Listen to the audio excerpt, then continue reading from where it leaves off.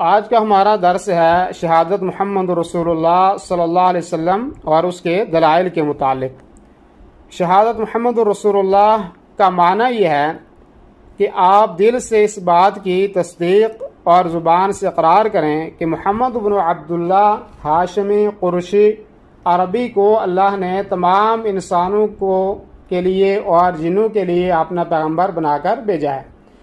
شیخ Saadi رحمہ اللہ اس کا معنی بیان کرتے ہوئے کہتے ہیں کہ بندہ یہ عقیدہ رکھے کہ اللہ نے محمد صلی اللہ علیہ وسلم کو تمام انس و جن کے لیے بشارت دینے والا اور ڈرانے والا بنا کر مبعوث فرمایا ہے، جو انہیں اللہ کی توحید پر کاربند رہنے اور رسول اللہ کی بات کی تصدیق کر کے ان کے حکم پر عمل پیرا ہو کر اللہ کی اطاعت کرنے کی دعوت دے، اور یہ بتائے کہ دنیا اور آخرت کی سعادت و خوشبختی اور فلاح و کامرانی صرف اس بات میں مضمر ہے کہ بندہ اللہ پر ایمان لائے اور اس کی فرمانبرداری کرے۔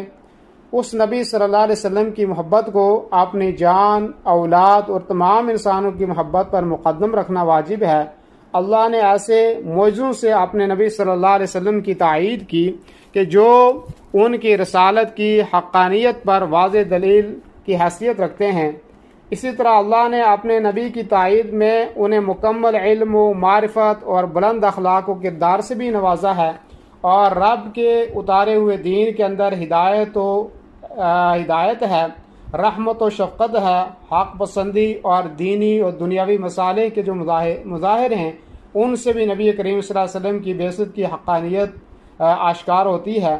آپ صلی اللہ علیہ وسلم کا سب سے بڑا معجزہ قرآن عظیم ہے، جس میں وارد تمام واقعات سچے اور ہر قسم کا امر و نہی مبنی برحق ہے۔ شہادت محمد رسول اللہ صلی اللہ علیہ وسلم کی دلیل اللہ کا یہ فرمان ہے، محمد رسول اللہ سورہ الفتح کی آیت نمبر 29 ہے کہ محمد صلی اللہ علیہ وسلم اللہ کے رسول ہیں۔ اسی طرح اللہ کا یہ ارشاد بھی اس کی دلیل ہے، قل یا ایھا الناس انی رسول اللہ الیکم جمیعا، سورہ الاعراف کی آیت نمبر 158 ہے۔ آپ کہہ دیجئے کہ اے لوگو، میں تم سب کی طرف اللہ تعالیٰ کا بھیجا ہوا ہوں۔ قرآن کی یہ آیت بھی اس پر دلالت کرتی ہے، وَمَا أَرْسَلْنَاكَ إِلَّا رَحْمَةً لِلْعَالَمِينَ، سورہ الانبیاء آیت نمبر 107، اور ہم نے آپ کو تمام جہاں والوں کے لیے رحمان بنا کر بھیجا ہے۔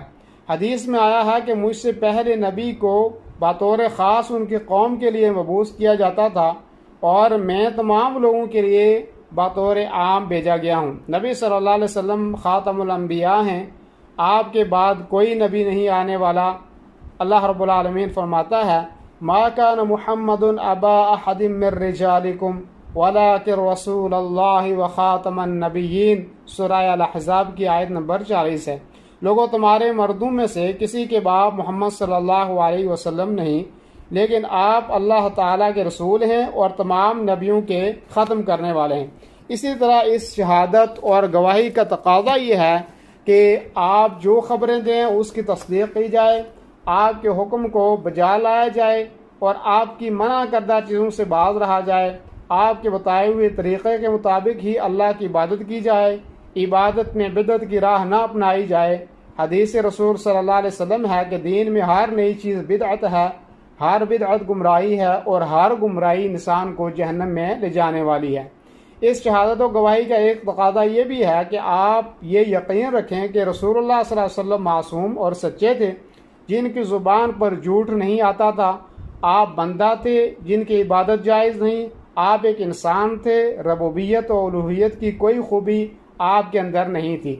یہ تمام آیتیں وضاحت کے ساتھ اس پر دلالت کرتی ہیں کہ نبی صلی اللہ علیہ وسلم ایک بشر تھے، بلکہ خود آپ کی زبان رسالت مآب صلی اللہ علیہ وسلم اس کی صراحت کی گئی ہے، اور ان آیتوں سے یہ بھی دلالت ملتی ہے کہ آپ کو انہی چیزوں پر قدرت حاصل تھی جن پر اللہ نے آپ کو قادر بنایا تھا۔